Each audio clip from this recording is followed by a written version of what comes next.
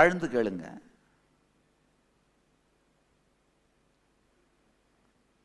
பணம் நம்ம வாழ்க்கையோட ஒரு முக்கியமான பாகம்னு நாமெல்லாம் நம்புறோம். அப்படின்னும் போது அப்ப கணக்கு வழக்க பார்க்கறது ஒரு முக்கியமான, நாம ரொம்ப விரும்புற ஒரு செயலா இருக்கணும் இல்லையா? ஏன் செய்ய மாட்டேங்கிறோம்?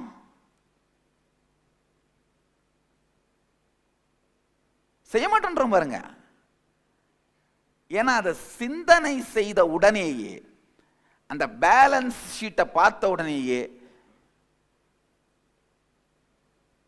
நமக்கு ஏற்படுற அந்த உணர்ச்சி கொந்தளிப்புனால அதை பார்க்காமலே வாழ்க்கையை முடிச்சிடறதுக்கு முயற்சி பண்றோம்.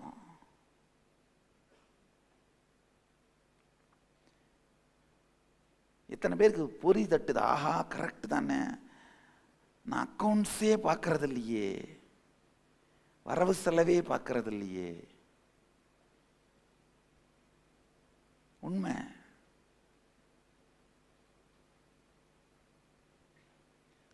நல்லா புரிஞ்சுங்க. எந்த ஃபீல்டில் ஸ்டேபிளா தொடர்ந்து உங்க தாட் கரண்ட்டை பில்ட் பண்ண முடியலையோ அந்த ஃபீல்டில் வெற்றி அடையவே முடியாது.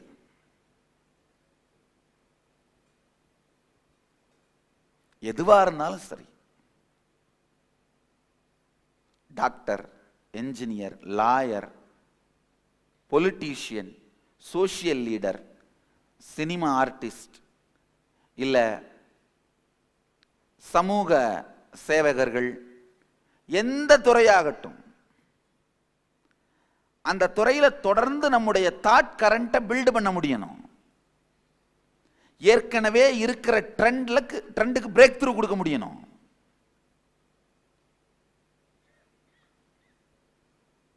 அப்ப மட்டும்தான் நம்முடைய சாத்தியங்கள் வெளிப்படும், பாசிபிலிட்டிஸ் வெளிப்படும். உங்களுடைய பணம் அப்படிங்கிற, உங்களுடைய பணம்ங்கிற அந்த டைமென்ஷனுக்கு நீங்க உங்க அட்டென்ஷனோ டைமோ கொடுக்கறதுல மட்டும் இல்ல, கொடுக்க விரும்புறதும் இல்லை. ஃபோர்சிபிளா இந்த பேங்க் பேலன்ஸ் ஜீரோ வந்து இடிக்கும் போது, இல்ல பீரோல பணம் இல்லாத போது, நம்ம நாடு 3 டயர் எக்கானமி. நம்ம நாடு அது ஹஸ்பண்டுக்கு தெரிஞ்சு கவர்மெண்ட்டுக்கு தெரிஞ்சு அது ஃபர்ஸ்ட் டயர், ஹஸ்பண்டுக்கு தெரிஞ்சு கவர்மெண்ட்டுக்கு தெரியாம அது செகண்ட் டயர், மனைவிக்கு தெரிஞ்சு ஹஸ்பண்டுக்கும் தெரியாம கவர்மெண்ட்டுக்கும் தெரியாம அது தேர்ட் டயர். நம்ம வந்து 3 டயர் எக்கானமி. இல்ல எப்போ பேங்க் பேலன்ஸ் காலியாகுதோ அது ஃபர்ஸ்ட் டயர், பீரோ காலியாகிறது செகண்ட் டயர், பீரோக்கு கீழே இருக்கிற சீக்ரெட் லாக்கர்ஸ் காலியாகிறது தேர்ட் டயர். காலியாகும் போது மட்டும்தான் ரியாலிட்டியை ஃபேஸ் பண்றமே தவிர, அதுக்கு முன்னாடியே அது சார்ந்து நம்முடைய தாட் பேட்டர்ன்ஸ் ஓடுறதே இல்லை.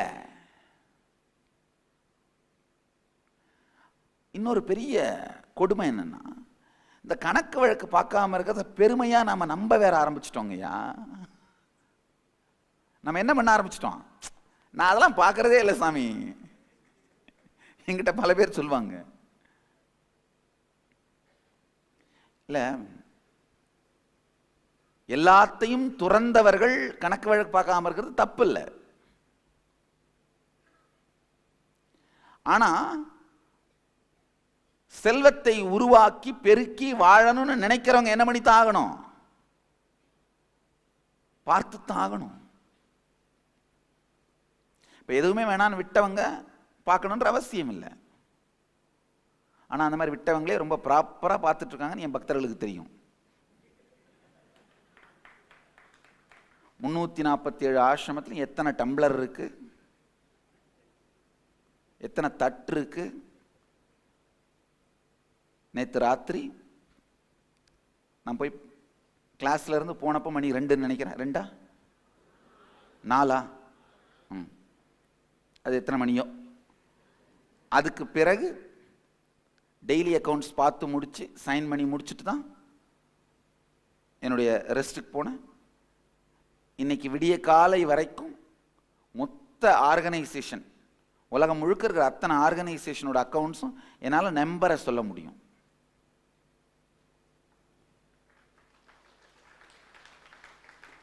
ஐயா இல்லை நீங்க கை தட்டுறதுக்காக சொல்லலைங்க, ஆழ்ந்து கேளுங்க.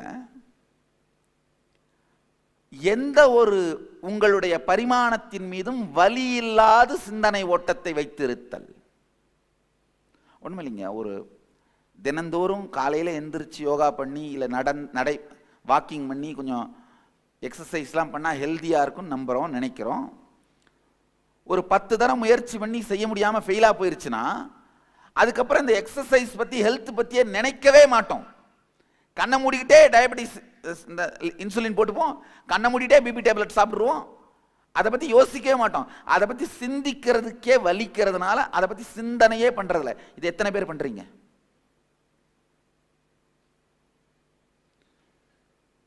எந்தெந்த உங்க ஹெல்த்ங்கிறது உங்களுடைய ஒரு பரிமாணங்கயா, உங்களுடைய வெல்த்ங்கிறது உங்களுடைய ஒரு பரிமாணம், உங்களுடைய கம்ப்ளீஷன் அதாவது ஃபுல்ஃபில்மெண்ட், முழுமையாக நீங்கள் உங்களை உணர்தல், அது உங்களுடைய ஒரு பரிமாணம். எந்தெந்த பரிமாணத்திலெல்லாம் நீங்கள் சிந்திப்பதற்கு தயங்குகிறீர்களோ பின்வாங்குகிறீர்களோ அங்கெல்லாம் ஏழையாக இருப்பீர்கள், அங்கெல்லாம் ஏழ்மை உங்களோடு இருக்கும். நல்லா புரிஞ்சுக்கோங்க, தனம் அப்படிங்கிறது பணம் மட்டுமல்ல, பணமும் உங்களுடைய எந்தெந்த ஃபீல்டிலெல்லாம் நீங்க சிந்திக்க மறுக்கிறீர்களோ அந்தந்த ஃபீல்டிலெல்லாம் வறுமை இருக்கும். சில பேர் இந்த சுற்றி இருக்கிற மனிதர்களோடு உறவுகளை பற்றி சிந்திக்கவே மாட்டாங்க, எல்லாரையும் டேக்கிங் இட் ஃபார் கிராண்டட். வீட்டில் இந்த ஷூ கழட்டி வைக்கிற இந்த ஸ்டாண்டு நம்ம வாங்கி போட்டோம்னா அது பாட்டுக்கு இருக்கும், அதை ஒன்றும் மெயின்டைன் பண்ண வேண்டியதில்லை. அதே மாதிரி தான் ஒர்க்கர்ஸையோ இல்லை ஃபேமிலி மெம்பர்ஸையும் ட்ரீட் பண்ணுவோம், அது பாட்டுக்கு இருக்கணும், அவ்வளோதான். நான் வேணும் போது கழட்டி கோட்டை மாட்டிப்பேன் இல்லை ஷூவை மாட்டிப்பேன், வேணான்னும் பொழுது நான் பாட்டுக்கு அதை எடுத்து போட்டு போய்கிட்டே இருப்பேன், அது பாட்டுக்கு ஆனால் ஷூ ஸ்டாண்ட் மாதிரி இருக்கணும். ஒரு ஃபர்னிச்சர் மாதிரி மனிதர்கள் உங்களை சுற்றி இருக்கணும்னு நினைக்கிறதும் இந்த உறவுகளை உயிரோடு வைத்திருக்கின்ற அந்த பரிமாணத்தில் உங்கள் சிந்தனை ஓட்டம் இல்லாமல் பார்த்து கொள்வது.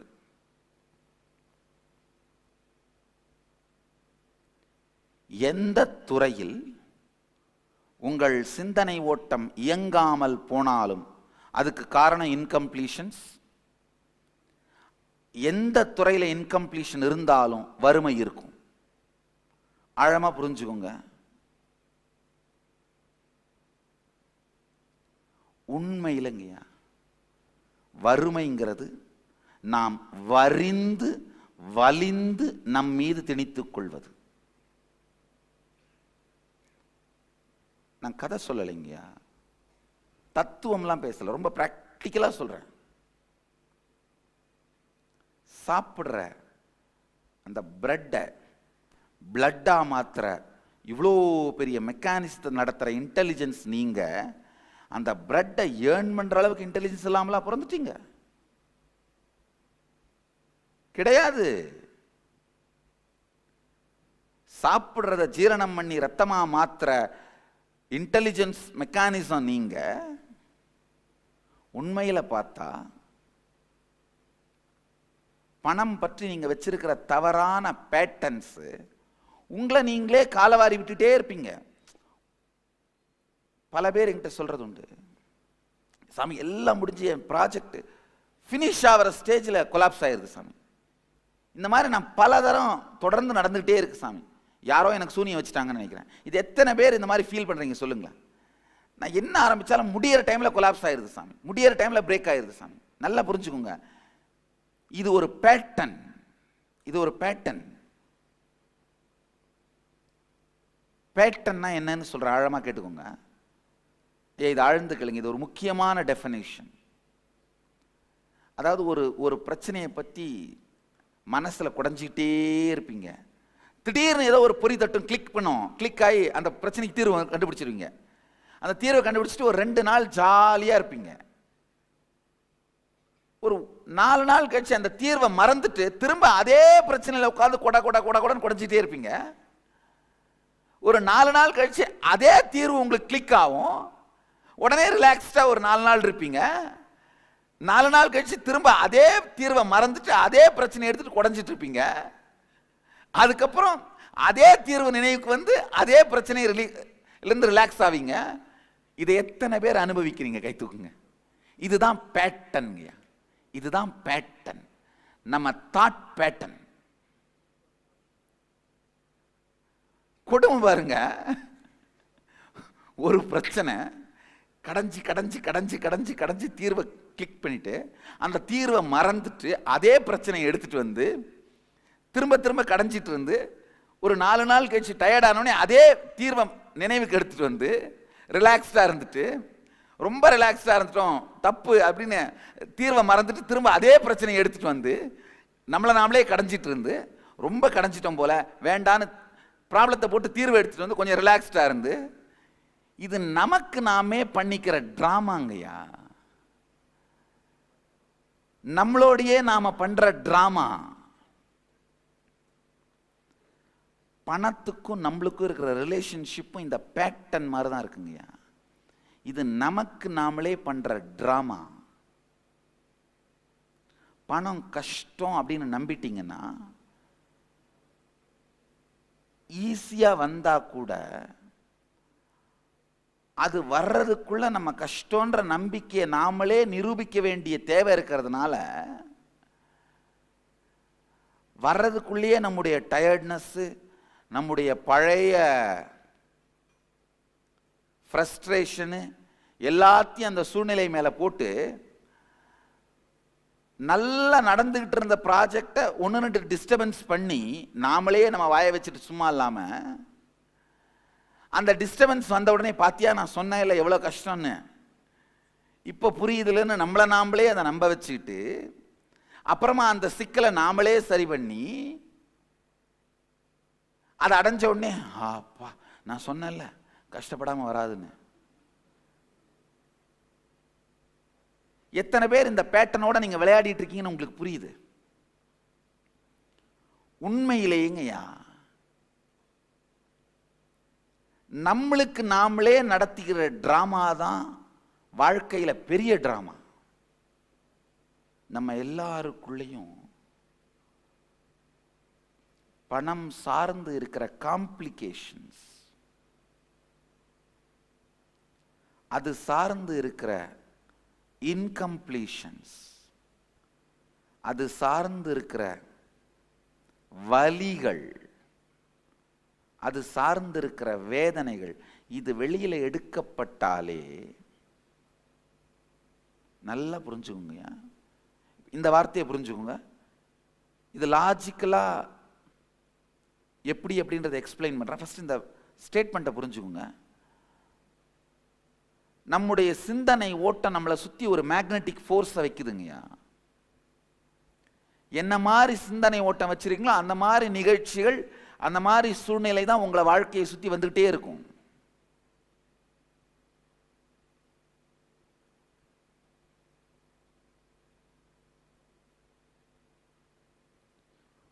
உள்ளுக்குள்ள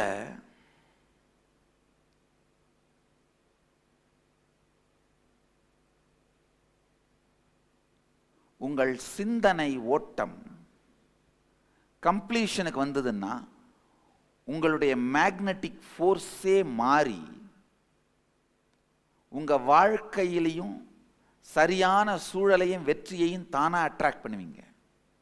இப்ப நான் என்ன சொல்ல வரேன்னா, உங்களுக்குள்ள இருக்கிற சிந்தனை ஓட்டத்தை மாற்றுங்கள், செல்வத்தை உங்கள் வாழ்க்கையில் ஈர்ப்பீர்கள்னு சொல்றேன். கூரையை பிச்சுட்டு குட்டுமா சாமி நீங்க கேட்கலாம். கூரையை பிக்காம ஜன்னல் வழியாவே குட்டுவார், கவலைப்படாதீங்க. கூரையை பிச்சு அதை ரிப்பேர் பண்றது வீண் செலவு தானே. கதவு வழியாவே வரும், ஜன்னல் வழியாவே வரும். ஐயா உண்மைங்கய்யா, நல்லா புரிஞ்சுங்க. இந்த வார்த்தைகளுக்கு நான் பொறுப்பு. ஒரு லாயர்ட்ட நீங்க போனீங்கன்னா சரியான லீகல் ஒப்பீனியன் கொடுக்க வேண்டியது அவருடைய கடமை. ஒரு ஞானிகிட்ட வந்தீங்கன்னா இந்த பிரபஞ்ச விதிகளை பற்றிய லீகல் ஒப்பீனியன் கொடுக்க வேண்டியது என்னுடைய கடமை.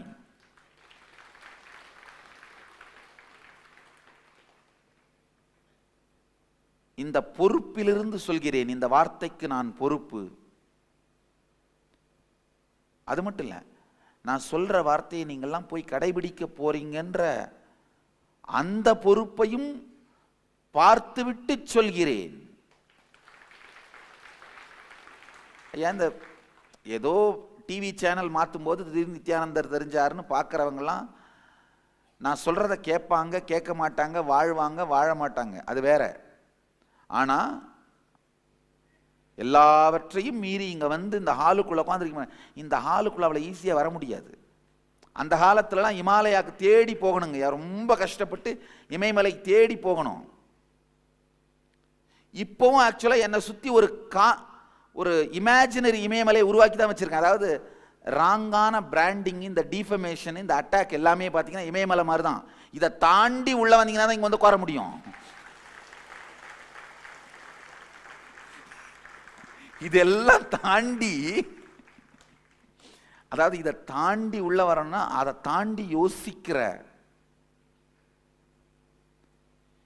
ஆழம், இதை தாண்டி பார்க்க முடிகிற ஆழம் இருந்தால் மட்டும்தான் உள்ள வர முடியும். நேற்று ஒரு அம்மா சொல்லிட்டு இருந்தாங்க, எனக்கு ஐடியா கொடுத்துட்டு இருந்தாங்க, நீங்கள் ஏன் பெரிய சென்னையில் ஒரு கான்ஃபரன்ஸ் போட்டு இந்த தேர்ட் ஐ பிளைண்ட் ஃபோட்டோலாம் காட்டக்கூடாது அப்படின்னு. யாருமா?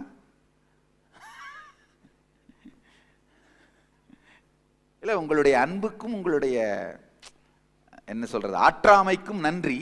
நீங்கள் என்ன விரும்புறீங்கன்னு புரியுது. நான் சொல்கிறேன் கேட்டுங்க, ஒரு விஷயம்,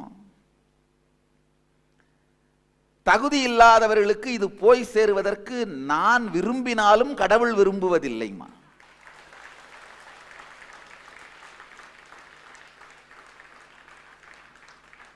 யார் வந்தாலும் கொடுத்துட்டு தான் உட்கார்ந்துட்டு இருந்தோம்மா.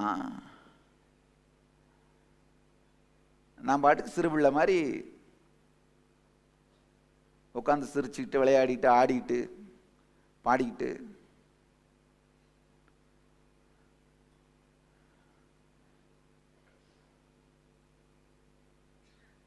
யார் வந்தாலும் கொடுத்துட்டு தான் உட்காந்துட்டு இருந்தேன். அப்படிதான் இப்பவும் இருக்கேன்.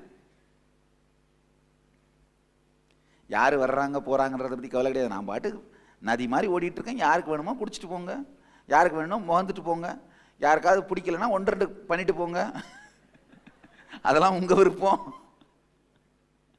நான் பாட்டுக்கு ஓடிட்டு இருக்கேன். கை கால் கழுவுறவங்க கழுவுங்க, குடிக்கிறவங்க குடிங்க, கொண்டுட்டு போறவங்க கொண்டுட்டு போங்க.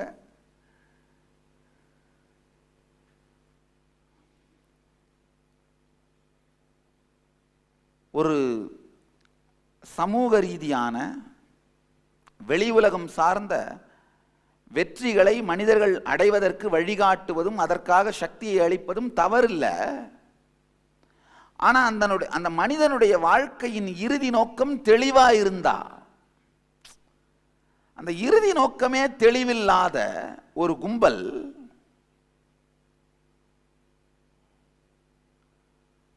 தாறுமாறாக உபயோகப்படுத்த துவங்கியதனால். இன்னொன்று, எல்லாத்துக்குமே ஒரு இன்டெகிரிட்டி இருக்குங்க. அதாவது இந்த இயக்கத்துக்காக இந்த ஆன்மீக சத்தியங்களை உலகத்துக்கு சொல்றதுக்காக மக்கள் பணம் கொடுக்குறாங்கன்னா அந்த பணம் அதுக்கு மட்டும்தான் செலவு பண்ணப்படணும்.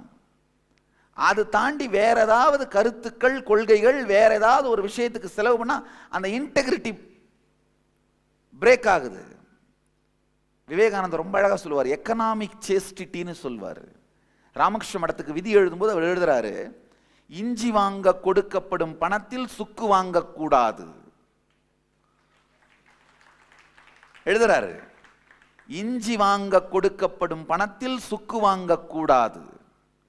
எக்கனாமிக் சேஸ்டிட்டின்னு சொல்றாரு. அத பொருளாதார கற்பு, என்ன வார்த்தை யூஸ் பண்றாரு பாருங்க, பொருளாதார கற்புன்ற வார்த்தை யூஸ் பண்றாரு. தகுதி இல்லாமல் இந்த சக்தியை மட்டும் பெற்றால் அவர்கள் அசுரர்களாக மாறிவிடுகிறார்கள். புத்தி வராமல் சக்தி வந்தா ராட்சசர்கள் ஆயிடுவாங்க. சக்தி வரும் பொழுதே புத்தியும் வந்து விட்டால்தான் தெய்வங்களாக வாழ்வார்கள்.